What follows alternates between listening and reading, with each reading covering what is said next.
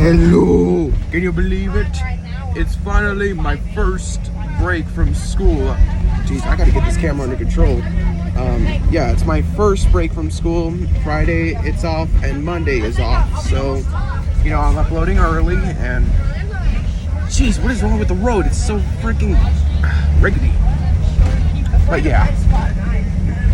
So that's all I wanted to really let you know about. I'm still trying to figure out something funny though. I guess I could just make up like a horror story or a creepypasta. Whichever one I feel like. Alright, here we go.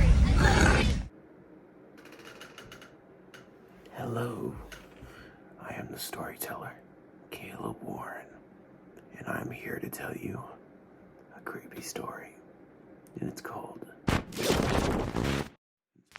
This story was made not only just for thrill and piquing interests, but also made in the name of famous saying. Always appreciate what you have, because you may miss it once it's gone. Okay, let's begin.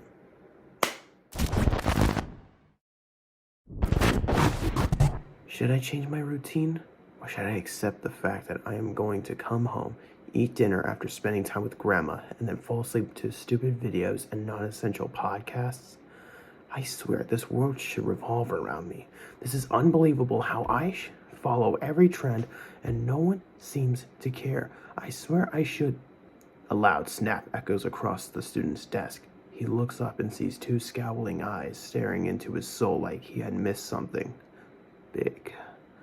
And boy, he did. Off into mystery land, I see, the teacher says with fake half-hearted interest. The teacher has seen this for a long time. The kid is a real pain in her rear. His name is Jay, and he would drift off in the middle of her class, and she hates how it disrupts her lesson every time she notices him doing the lost stare as if he is in another world. Well, if you do not tell that mind of yours to direct its attention towards the board, then I will show it in an interesting climax when you end up in detention. Jay hates Miss Bradbury. She always seems so strict in his eye. What he wouldn't do to get rid of her. The final bell rings and all the students run out like summer vacation came early. As Jay gets up from his seat and is ready to sprint across the halls to the bus like Naruto, the teacher stops him dead in his tracks, and he turns to the teacher with a look of concern, and the teacher's face says it all. As the boy realizes that the teacher is disappointed, he knows there's bad news. The teacher explains that the boy got a C- on his English test, and that if he does not get an A or higher on the next test, she and his parents will need to talk. Jay's sad about the news, walks to the bus, and stares through the window, listening to music until his stop arrives at his grandma's house. That night, the kid is in a screaming match with his mom, and by the sounds of things, the mom is failing. Jay, you are an irritable person who does nothing but dream of nothing and take advantage of people who are there to help you succeed, and you push them away. You should really appreciate what you have, because you may miss it once it's gone. Jay runs to his room in anger, hearing those words tumble out of his mom's mouth like that. However, instead of caring about his actions, he hops on his favorite game and does not stop playing until the moon falls below the horizon. Jay walks out of his room, enjoying that Saturday morning or where everything is relaxing in the world. But there is one exception. His parents are gone, and only a VHS tape named Play Me lies on the couch. Jay, confused, walks over to the VHS player that his parents have and then places the tape inside the VHS player to see its content. And what he sees is utterly shocking. Nothing but static envelops every crevice of the TV, but when he looks up, he sees static eyes looking into his. Jay, now more than confused ever, steps back and ponders what to do. Then the entity of the eye says through his eyes, "Come here. Don't be startled. I will grant you wishes. Just come here." Jay walks closer to the TV, wondering how the entity spoke through his eyes, and realizes the entity is telepathic. He walks up to the TV and, focusing on his eyes, he says with his mind, "I I wish I had a better English teacher. Then, in the blink of an eye, the screen goes black and the VHS tape ejects from the VHS player and clatters to the ground softly. The boy wonders what that was about. However, his thoughts are interrupted by his friend Mike's FaceTime. Jay checks the time and realizes it's 9:15 a.m.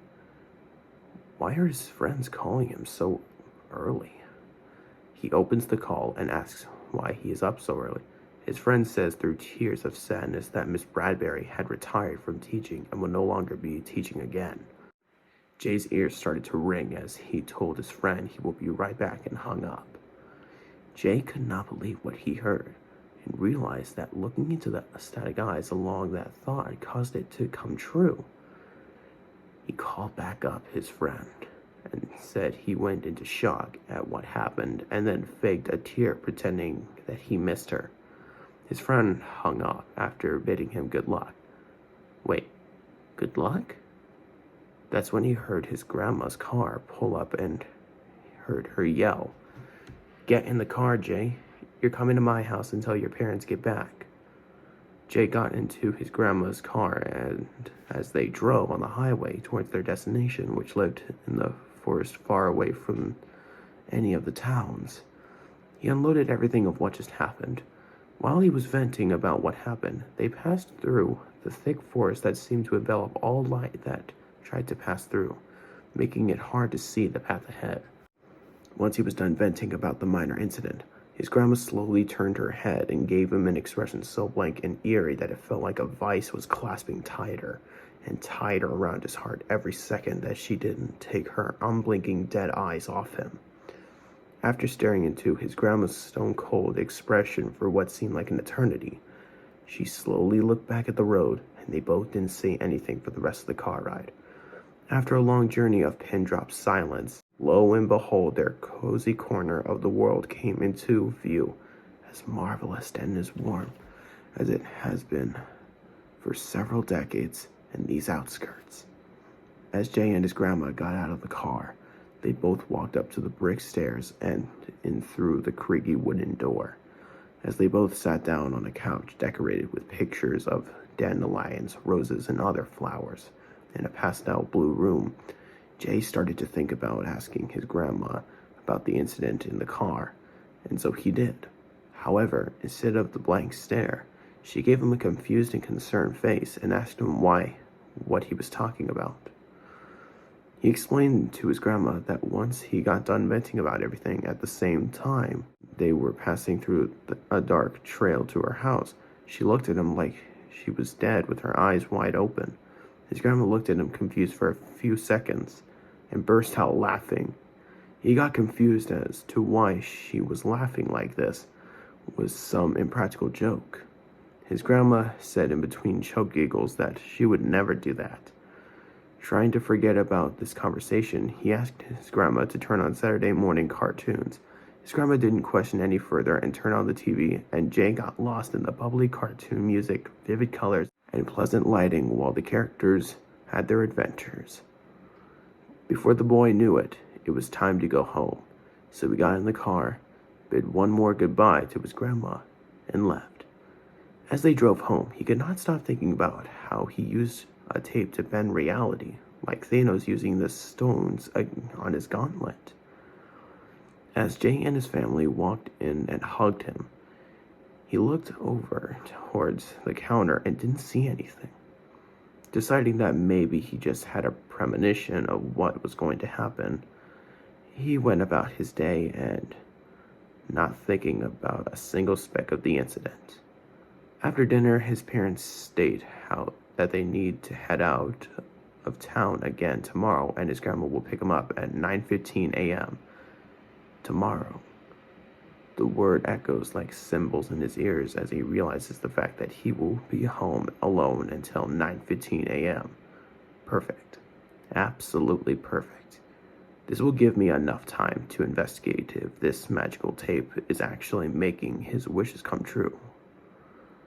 The next day, Jay awoke in a fit of excitement and anticipation, wondering if he will be able to use the tape from heaven to grant his wishes, and peers out into the open, quiet living room. And there it is, the VHS tape, just lying on the ground next to the VHS player, ready to be replayed like the previous incident was an accident. He slowly walked over, picked up the tape, and placed it back into the VHS player. The screen filled with static like it did before, and after a few moments, a pair of static eyes were there to greet him with their telepathic words. Jay decided to think of his next wish and had one. He always got nice stuff, but when his friend got stuff, his friend was always one step ahead. I wish to be one step ahead of my friend's accuracy towards his every action, his mind said with hesitancy, and just like before, the footage cut out and the tape just ejected, falling to the ground softly like it did before. He looked at the time on his phone, and it was 9:15. As he walked out into his front yard, he saw his grandma's car pull up, and before his grandma could say anything, he opened the door and got in. As his grandma began driving, he realized that they were heading towards his friend's house. He asked his grandma why they were going there. His grandma told him that they were just heading up to talk about your teacher's retirement. Once Jay and his grandma got out of the car, they walked up to the door and rang the bell. As soon as Mike opened the door, Jay ran into his arms and hugged him, and his friend did the same. He and his friends decided to talk about the spelling bee tournament up this Monday and found out whoever gets first place gets an extra 20 points for the current semester. When Jay got home, he decided to make a wish for the tape and place the tape into the VHS player. As the mess of static turns into eyes, Jay makes his wish, and just like before, the feed cuts out and the VHS player spits out the tape. The next day, Jay walks into school, seeing how the whole day of school has everyone in the gymnasium, and he walks in and takes a seat. Principal Llewellyn decided to make the day special, and that the winning kid will get to go home early, and the kids that loses have to go back to their classes as they have been especially arranged to who loses must go back to their exact class at the exact time they would any other day. After that, the kids begin, line up, and prepare. Jay meets up with Mike backstage, and they decide to study their cards and be the first ones up. After Jay and Mike get up on stage, the announcer announces a word that strangely seems easy for Jay, but Mike sweats in confusion. As Mike tries to spell hippocampus, he loses at the last letters and is eliminated. Jay gets really confused at how this is possible, as Mike is really good at grammar, but remembers that he made the wish for good luck. Suddenly, the sound of the announcer's voice distracts him from the incredible thought, and he walks up on stage and spells the next word.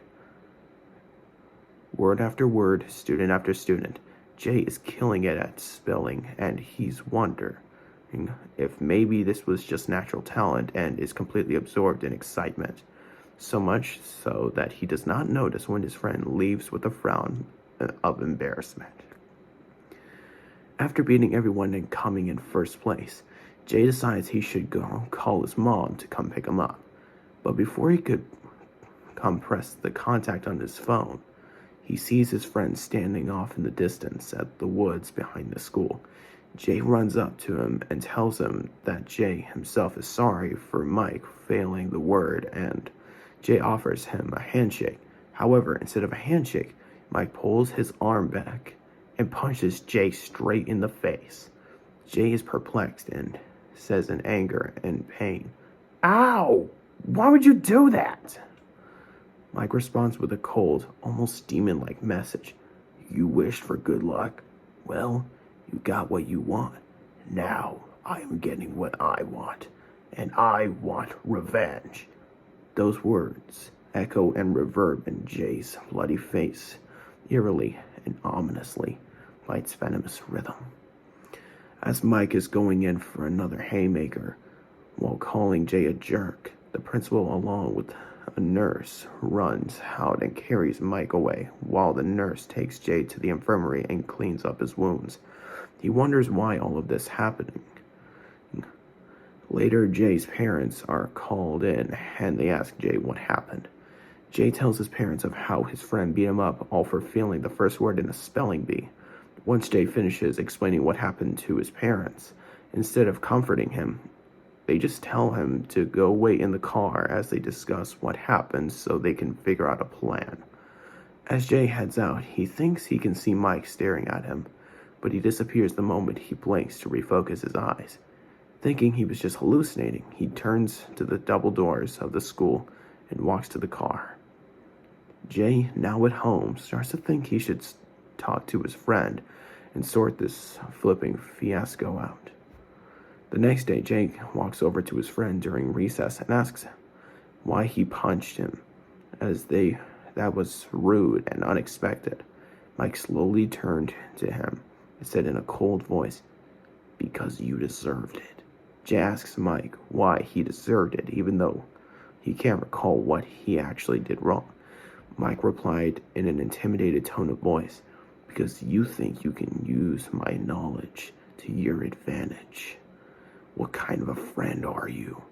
Jay says that he does not know why and how he got, but before he can finish, Mike grabs him and holds him up against one of the trees in the playground by his chest and says in a determined voice, "You know exactly what. You wish for the knowledge so you can be above my level. Well, now I'm going to give you a punishment that you won't forget." Jay then remembers that he wished to be above his friend's level in every action that he does, and the static eyes must have given him the ability to be above his friend's intelligence level. Jay, in a fit of desperation, tries to lie to his friend and get him to see reasoning in his actions of anger, but Mike is not having it. Mike uses his other hand and slams his fist into Jay's face much harder than the day before. In fact, he got hit so hard that he started to pass out. When Jay woke up in the nurse's office like last time, he decided that he needs to figure something out, otherwise his friendship will be over. If that means making someone else the victim, Jay decided to try to ask how to reverse this entire ordeal. However, Jay's plans are interrupted by the parents of his friend or ex-friend walking in to come check on him. They apologize profusely and ask Jay if he can accept their apology, and with hesitancy in Jay's voice, he says yes, but if he does not get his act together, the apology is not accepted. The parents agree and tell Jay not to worry and that they will make sure that Jay will get his act together. However, the next day and the next day and so on, Jay keeps getting bullied by his friend, who can now be called Malicious Mike. With the constant beatings and broken apologies, Jay starts to go mad, and after one hefty week of dealing with yet another beating, apology, and careless stare from his parents, he starts to go to his room and think about what happened. As Jay ponders on what happened like he did a million times, he cannot help but wonder about how every wish he makes, there is at least one consequence involved. Then the thought occurs to him that he needs to think carefully about what he phrases instead of deciding. On that cold Thursday night, Jay decides to wait until his parents go to their rooms and he will pop in the tape and take a quick test before school tomorrow. Everything goes as planned. The parents bid him goodnight, go to their rooms, and Jay quietly makes his way into the living room to start the execution. Just like before, the static starts on the screen, and after a few seconds, eyes roll into life on the screen. Jay thinks of his wish before the eyes and says with his own eyes, "I wish to not sleep." As the static ceased its broadcast, Jay realized he needed to say not need sleep and not just not sleep.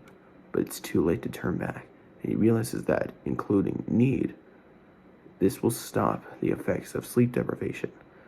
But that ship has sailed, and now he needs to tackle bullying, apology, and cold stares from his parents while being like a zombie.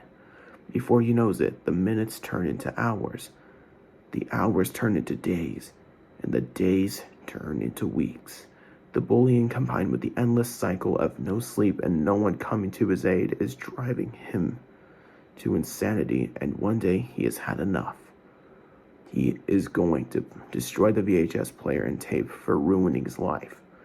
One Friday night, while Jay's parents sleep soundly, he sneaks into the living room and disconnects the VHS player, takes the tape, and is about to go outside when his father stops him and tells him to go back to sleep. But Jay is not having it. He pushes his father and runs out the back door. As he runs out into the lawn, his parents call out to him to stop and seek reasoning in what he's doing. But Jay does not listen. He runs up to the poolside and slams the VHS player and tape into the ground. As the sound of the accursed equipment shatters, bringing pleasure to his ears, he finally turns back and sees his parents just standing there. But now they are smiling and they are repeating that he should not have done that. As Jay listens to this nonsense, he turns around and sees absolutely nothing but a black void. Jay turns back and sees the same thing, but sees a peculiarity. There in the distance, about 10 feet from him, is a VHS player, VHS tape, and an old Sony TV.